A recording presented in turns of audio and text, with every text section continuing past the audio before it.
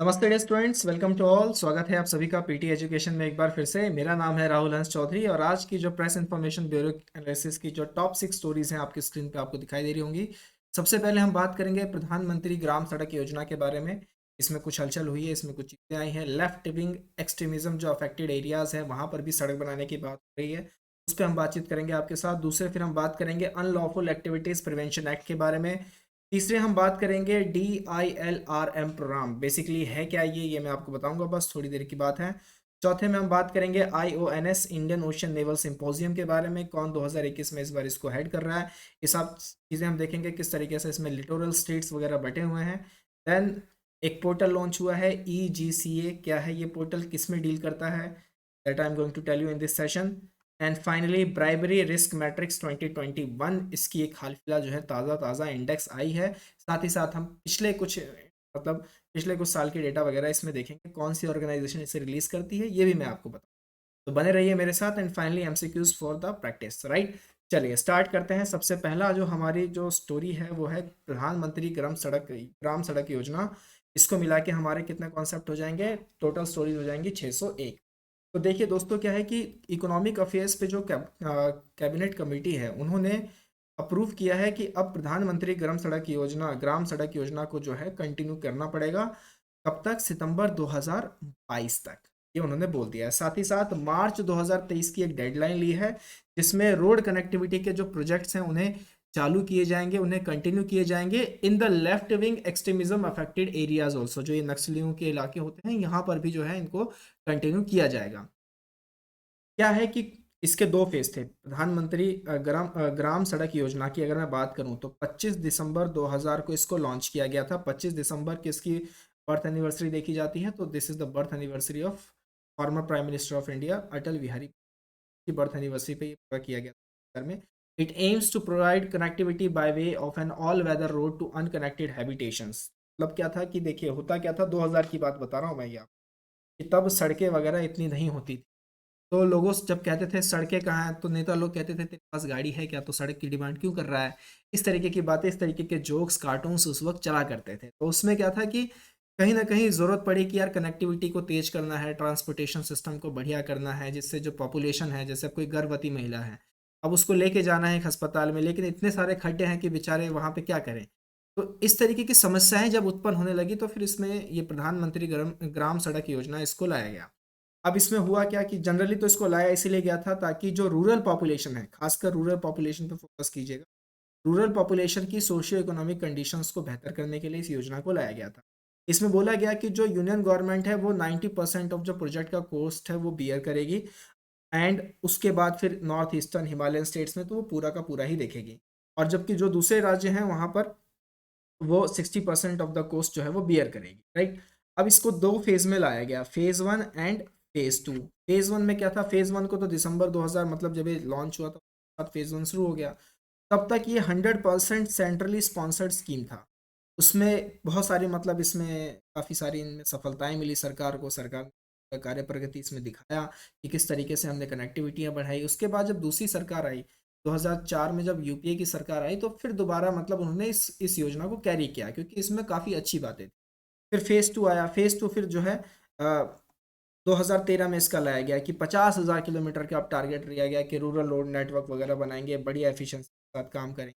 And finally फिर 2016 में ये सोचा गया कि जो लेफ्ट विंग एक्सट्रीमिज्म जो इफेक्टेड एरियाज हैं, टोटल 44 ऐसे डिस्ट्रिक्ट्स हैं, 9 राज्य हैं, वहाँ पर इनको शुरू करना चाहिए। वहाँ पर अगर हम थोड़ी थोड़ी मतलब एक तरीके से कह लीजिए विकास लेके आएंगे, अपग्रेड करेंगे, तो फिर हो सके कि चीज़ें बदल जाए, राइट।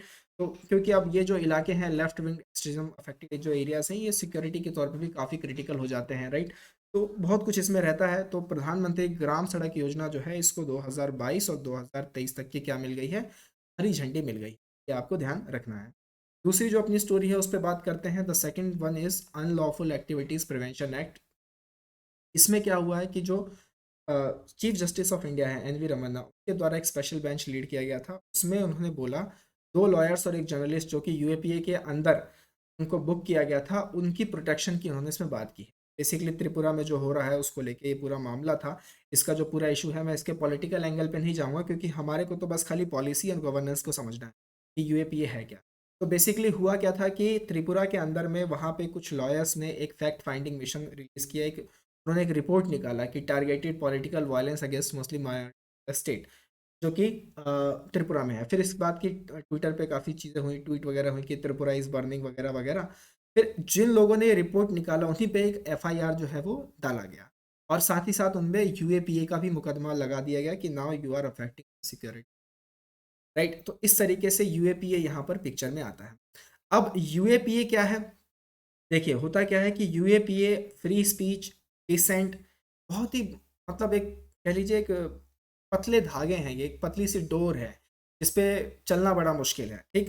क्योंकि क्या फ्री स्पीच है, क्या डिसेंट है, और क्या टेररिस्ट एक्टिविटीज़ हैं, किस तरीके से स्टेट की सिक्योरिटी को नुकसान पहुंचेगा, इनका जो डिफरेंसेस हैं, लोग इनका फ़ायदा भी उठाते हैं और इनसे नुकसान भी देश को पहुंचता है। सो यूएपीए में अगर हम बात करें बेसिकली, तो यूएपीए 1967 में इसको लाया गया था। इस कानून का जो पूरा मुख्य उद्देश्य था कि जो भी अनलॉफुल एक्टिविटीज़ भारत के अंदर में हो रही हैं, जो अनलॉफुल एसोसिएशंस, राइट, भारत को तोड़ने की बातें की जा रही हैं, इसको पूरी तरीके से बैन किया, राइट, इसको पूरी तरीके से खारिज किया जाए। उसके बाद इस पे पूरा काम वगैरह चला, इस पे डेथ पेनल्टी, लाइफ इम्प्रिजमेंट जैसे हाईएस्ट पनिशमेंट वगैरह भी जो है यहाँ पर सिक्योर किए गए। साथ ही साथ यूएपीए क्या सिर्फ भारतीयों पे लागू है, विदेशों पे नहीं, तो ये गलत बात है। दोनों इंडियन एंड फॉरेन नेशनल्स पे भी लागू है। साथ ही साथ ये अगर फॉरेन लैंड पे भी कोई क्राइम कमिट हुआ है तो उसको भी कवर अप करता है, आउटसाइड इंडिया भी अगर कोई क्राइम कवर अप हुआ है तो उसको भी कवर अप करता है, ये आपको ध्यान। इसमें जो इन्वेस्टिगेटिव एजेंसी है वो क्या करती है, चार्जशीट फाइल करती है, जिससे मैक्सिमम 180 दिनों के बाद after the arrest and duration can be extended court. अब 2019 में इसमें कुछ अमेंडमेंट किए गए, कुछ पावर्स वगैरह दी गई, जैसे कि नेशनल इन्वेस्टिगेशन एजेंसी के डायरेक्टर जनरल को एम्पावर किया गया ताकि वो इसमें क्या कर सके, इन्वेस्टिगेशन कर सके, प्रॉपर्टी को सीज कर सकें, जो भी हो सके वो सब कर सकते हैं। फिर इंस्पेक्टर रैंक तक के बंदों को बोला गया कि नाउ आप भी अब इन्वेस्टिगेट कर सकते हैं, सिर्फ डीएसपी एसीपी की ज़रूरत नहीं है, यानी हाईएस्ट रैंक ऑफिसर्स की ज़रूरत नहीं है, इंस्पेक्टर रैंक ऑफिसर भी ये काम कर सकता है। तो इस तरीके के कुछ इसमें अमेंडमेंट किए गए। 1967 में आया था दोस्तों अनलॉफुल एक्टिविटीज प्रिवेंशन एक्ट, और ये यहाँ पर इन्फोग्राफिक से पढ़ ली। नेक्स्ट हम बात करते हैं तीसरी स्टोरी की तरफ, दैट इज जो है हमारी डिजिटल इंडिया, मैं बता देता हूँ, digital India land record modernisation programme, EILRM programme. अभी हाल फिलहाल एक वर्कशॉप हुआ था भूमि संवाद, उसमें इसको लॉन्च किया गया। साथ ही साथ जो मंत्रालय है, कौन सा मंत्रालय, रूरल मिनिस्ट्री, तो रूरल मिनिस्ट्री ने इसके साथ साथ national generic document registration system है, DRS पोर्टल भी और उसका डैशबोर्ड भी क्या किया है। अब इस लॉन्च को मतलब ये क्या पहली बार हुआ है, digital land record modernisation programme, ये 21 अगस्त 2008 को कैबिनेट ने इसको अप्रूव कर दिया था कि जो लैंड रिकॉर्ड की मॉडर्नाइजेशन सिस्टम है, टेक्नोलॉजी का जो इसमें यूज़ होना है, इससे काम बहुत आसान हो जाता है। आपको आपके जो भी मतलब ज़मीनी है, जो खसरा वगैरह है, उन सब की पूरी एक तरीके से डिटेल्स रहती हैं ताकि कोई डिस्प्यूट ना हो इसमें, राइट। तो इसको तब लाया गया था। ये एक तरीके का सेंट्रल सेक्टर स्कीम है जिसको अब 2023 से 2024 तक एक्सटेंड कर दिया गया है, क्योंकि अभी इसने अपने कुछ ओरिजिनल टारगेट्स मीट की हैं, तो अब इसको एक्सपेंड करने की बात की जा रही है क्योंकि इसने परफॉर्मेंस अच्छी दी। अब इसी के तहत एक निकाला गया है ULPIN स्कीम। ये 14 डिजिट का आइडेंटिफिकेशन नंबर है जिसमें बोला जा रहा है कि this is the Aadhaar card of the land. जो भी प्लॉट है आपका ये 14 डिजिट का नंबर होगा। इसमें फिर कहीं ऐसा ना हो आने वाले समय में कि लैंड पे कोई बारकोड चिपका दे और स्कैन मारा तो पता फटाफट सारा, देखो जी ये तो ये बंदा है, इसका ये प्लॉट है, इसने ये खरीदा था, ये सेकंड पार्टी है, ये फर्स्ट पार्टी है। जैसे गाड़ियों का नहीं निकल के आता, ऐसे ही कहीं ऐसा ना कर दे सरकार फिर तो मतलब प्रोग्रेस तो होगा ही होगा लेकिन दुर्गति भी हो जाएगी साथ में, राइट। दुर्गति क्यों बोला मैंने ज़रूर बताइएगा आप लोग कमेंट थ्रेड में, राइट। चलिए, तो एक ये यूनिक नंबर है प्लॉट का, ULPIN स्कीम, और साथ ही साथ DILRM, digital India land record modernisation, right. चौथी स्टोरी पे चलते हैं, that is Indian Ocean naval symposium. इसका जो 7वां एडिशन था दोस्तों, उसे हाल फिलहाल देखा गया है, और इसका जो कॉन्क्लेव है ये कहाँ पे हुआ है, पेरिस के अंदर हुआ है, and hosted by the French navy. 15 से 16 नवंबर 2021 में इसको देखा। IONS कैसी ऑर्गेनाइजेशन है, it is a voluntary and inclusive initiative that brings together navies of Indian Ocean region. मतलब पूरा वही मैरी टाइम कोऑपरेशन, सिक्योरिटी वगैरह, रीजनल सिक्योरिटी को बड़ी ट्रेड वगैरह boost करना, फिर जो नेचुरल डिजास्टर्स आ जाते हैं या ह्यूमैनिटेरियन क्राइसिस हो जाती है वहाँ पर जाके मदद करना, तो इसके वजह से इसमें पूरा इसमें इसको लाया गया है। इसकी जो चेयरमैनशिप है, क्या कभी भारत ने भी कभी इसकी चेयरमैनशिप होल्ड की है, तो यस, भारत ने भी इसकी चेयरमैनशिप होल्ड की है। कब की है? 2008 से 2010। फिर यूएई, फिर South Africa, Australia, Bangladesh, Islamic Republic of Iran, इन दौरान ये सारे चेयरमैन रहे। हाल फिलहाल जून 2021 में 2 साल के लिए अब फ्रांस को इसकी चेयरमैन गई है। That's why French navy has hosted the 7th edition of Indian Oceans naval symposium at Paris. अब इसमें आप मेंबर्स देखेंगे तो साउथ एशिया की तरफ से बांग्लादेश है, भारत है, पाकिस्तान है, सीचल्स है, श्रीलंका है, यूनाइटेड किंगडम है। वेस्ट एशियन में देखेंगे तो ईरान है, ओमान है, सऊदी अरेबिया है, यूनाइटेड अरब अमीरात है। ईस्ट अफ्रीका में जाएंगे तो आपको ईस्ट अफ्रीकन लिटोरल्स में आप जाएंगे तो आपको फ्रांस दिखेगा, रीगियन वाला, केन्या दिखेगा, Mauritius, Mozambique, south Africa, Tanzania. South east Asian में जाएंगे तो Australia, Indonesia, Malaysia, Myanmar, Singapore, Thailand and टिमोर Leste. Right, तो ये सारे लोग इसमें हैं और पूरा का पूरा मतलब भारत के लिहाज से भी इसे इंपॉर्टेंट माना जाता है। दो रीजनों से, एक तो आपका मैरीटाइम कॉपरेशन बढ़ता है दूसरे देशों के साथ, फिर रीजनल सिक्योरिटी अच्छी होती है, फिर आप जो चाइना का प्रेजेंस है आईओआर में उसको आप काउंटर बैलेंस कर पाओगे। तो ये कुछ जो है इसमें चीज़ें होती हैं जो आपको ध्यान रखनी है। That is Indian Ocean symposium. Right, चलिए फिफ्थ बात करते हैं। That is a portal e governance for civil aviation, EGCA. तो ये सिविल से रिलेटेड, सिविल एविएशन से रिलेटेड ये न्यूज़ थी जो मैंने आपको बहुत पहले मतलब स्टार्टिंग सेशन के स्टार्टिंग में बोला, थोड़ी देर में आपको उसी सेशन पे आ चुके हैं। तो मिनिस्ट्री ऑफ सिविल एविएशन ने क्या किया है, e governance of civil aviation का जो ऑनलाइन पोर्टल है उसको लॉन्च कर दिया। इसमें तकरीबन कितनी सेवाएं दी जाएंगी, तो 298 सर्विसेज इसमें दी जाएंगी, जिसमें पायलट लाइसेंसिंग से लेके मेडिकल एग्जामिनेशन तक की चीज़ें इसमें इन्वॉल्व रहेगी। 100 दिन के प्लान के तहत इस प्रोजेक्ट को जो है वो लॉन्च किया गया है। पोर्टल डेवलप किसने किया है, तो टाटा कंसल्टेंसी सर्विसेज ने इस पोर्टल को डेवलप किया है। मुख्य उद्देश्य क्या है कि जो भी ये 298 सेवाएं दे रहे हैं इसकी एफिशिएंसी बढ़ाना, अकाउंटेबिलिटी को इंक्रीज करना, ट्रांसपेरेंसी लेके आना, ताकि DGCA, directorate general of civil aviation से परफॉर्म कर पाए। राइट, तो ये इसके पीछे की पूरी सारी चीज़ें हैं, पूरी सारी कहानी है, किस तरीके से इसे मतलब एक टेक्नोलॉजिकल रूप दिया जा रहा है जिससे चीज़ों को बहुत आसान बनाया जाए, प्रोडक्टिविटी हाई की जाए, एफिशिएंसी बूस्ट की जाए, वो सब इसमें आता है। This is the e governance for civil aviation portal launched by ministry of civil aviation. Basically DGCA ने किया है लेकिन वो मिनिस्ट्री ऑफ सिविल एविएशन से right now we are moving to the next and the final story of the day, bribery risk matrix 2021। तो basically हाल फिलहाल इस जो इंडेक्स है, ये जो मैट्रिक्स है, इसको किसने रिलीज किया है, ट्रेस नाम की एक संस्था ने इसको रिलीज किया है, जो कि एक anti bribery standard setting organisation है।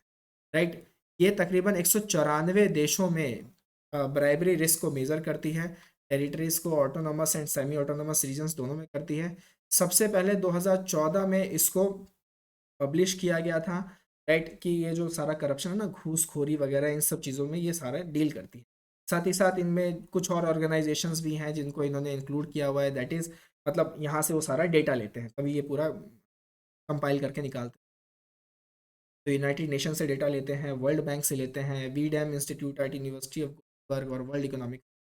अब भारत की अगर बात करें तो 2021 में भारत की पोजीशन कितनी हो गई, 82। इस मैट्रिक्स रिपोर्ट का कहना है भारत की पोजीशन कितनी हो गई, 82।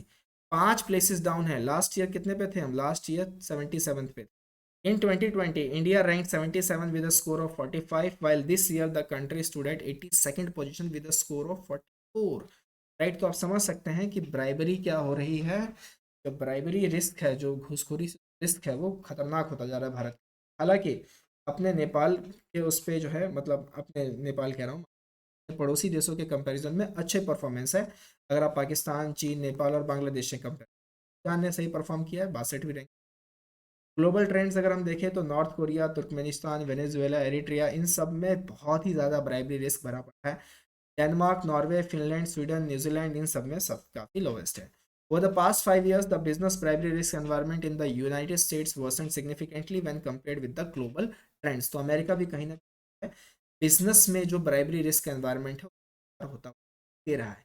2020 से 2021 में अगर आप बात करेंगे तो गल्फ कॉपरेशन काउंसिल ने भी काफ़ी ज़्यादा इसमें इंक्रीज देखा है कमर्शियल लेवल।